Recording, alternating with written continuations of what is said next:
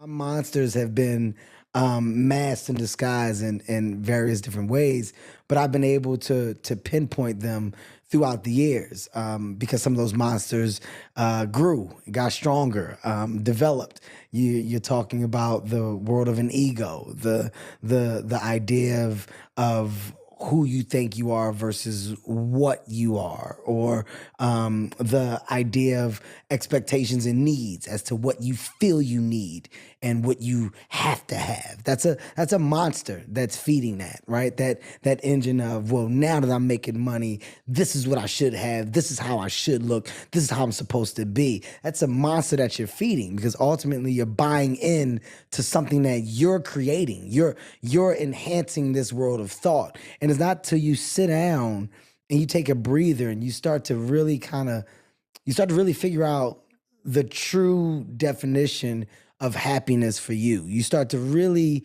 understand the adult that you have grown into and the level of maturity that has now, I guess you can say, have been banked inside the human that you are.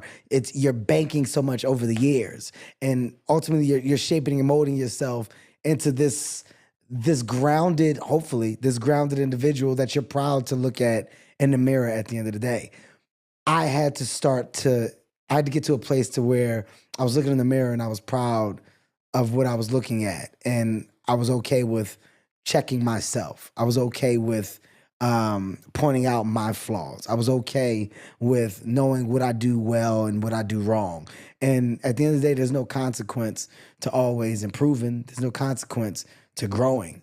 You're in a time now where people almost frown upon the world of growth. I embrace that. I embrace the world of correction. So the monsters and the world of how to tame them came from me understanding the different levels of monsters that have presented themselves to me over the years, and me getting them to a point to where I put them in a place where I can control them. They're still there. They can rear their heads, but I can say sit down. That's not necessary. That's not needed. And I can tell